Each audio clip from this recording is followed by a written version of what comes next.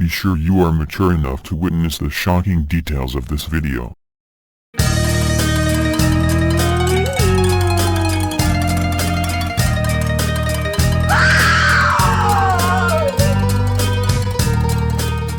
Welcome to the Haunted Mansion.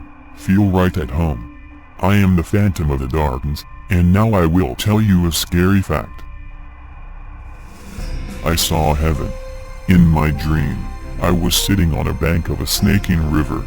On the other side were houses made from large stone blocks. They resembled medieval castles.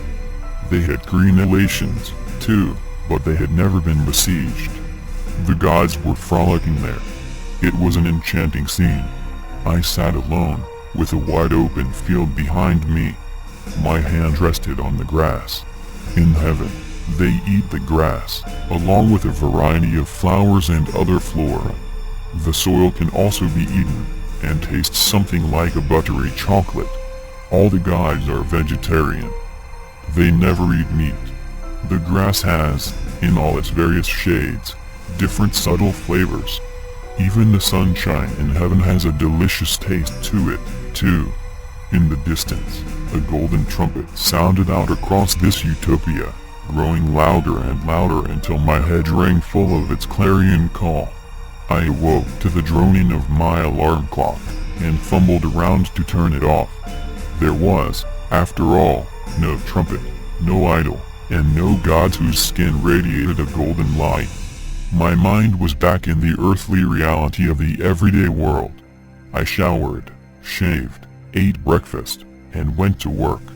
The day passed uneventfully, but I was in luck again that night. As I lay asleep, the dream continued. I saw that the gods had a game they liked to play. One of them would climb a tree, and some other gods would wait below, with their hands outstretched. The god at the top of the tree would gather some leaves from the branches and drop them. The gods at the bottom would try to catch them. It was, of course, a banal game by an adult's standards, but the gods found their own innocent amusement in it. Most of the gods had garlands of flowers around their neck. There was one god, CREEPYPASTA, who gathered up some of the leaves that had fallen to the ground. He had spotted something unusual. One of the petals from his garland had shaken loose, and fallen to the ground along with the leaves. This seemed to cause him considerable anxiety.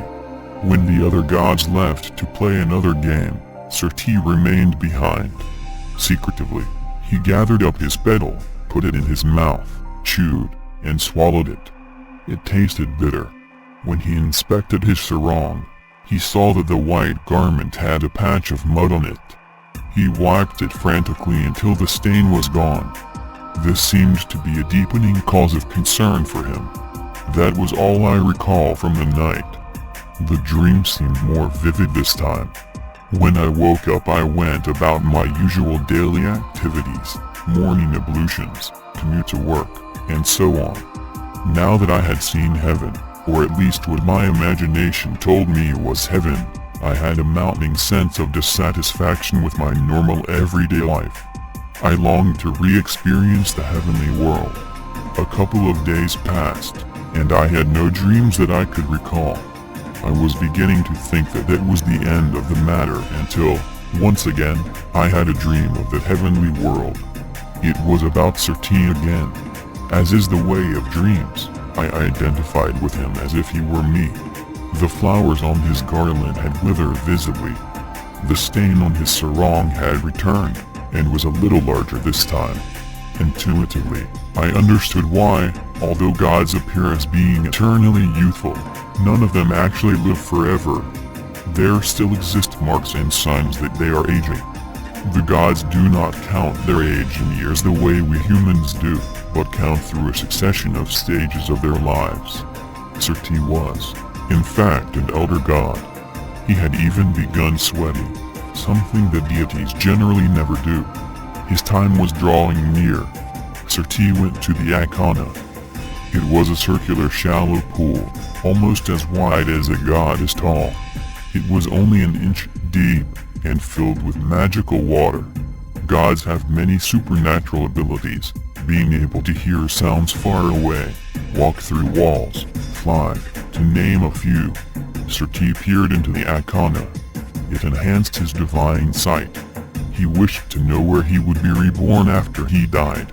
As he stared into the pool, the water's reflection warped and swirled. The water became inky. Momentarily, an image crystallized on its surface. Srti saw his fate, and wailed in anguish. The horror of the hell that he would eventually encounter was plain for him to see. I awoke from the dream, troubled deeply. It was still the small hours of the morning, and I needed to get some sleep for the day ahead, for it was still a work day. I sat glum-faced at the office that day. As I plodded through my paperwork, I glanced out the window. There was a tree outside, and the winter sun shone through the leaves, dappling the light. I looked at the sun, and a strange waking dream overtook me. In heaven, there is a special garden for the dying gods. Gandharvas, celestial musicians, play sweet harmonies continuously, and the garden is particularly beautiful, even by heaven's standards. It distracts the aging gods from the distress they feel at the prospect of their own demise. Srti's halo flickered, like the sun through the leaves in the tree that I saw outside, or a light bulb that is about to burn out. In an instant, Srti's body disappeared from the heavens, like a ghost vanishing before one's eyes. None of the other gods noticed, for heaven is a place of revelry, not for the contemplation of mortality. Srti felt a giant mist surround him, and cosmic winds howled all around. His senses were stripped from him, his mind faded, and all that he had been, no longer was. Up ahead was a light, which pulled him in as a magnet to steel. It was a portal to the next world. He crossed its threshold, and then, nothing. Outside my office, the tree shook in the wind, leaves were blown from their branches, and they danced in the breeze. There was no god at the top of the tree dropping them down, however, nor expectant gods at the bottom waiting excitedly to catch them. Then it dawned on me. The dreams of mine were a vestigial memory, a glimpse of my past.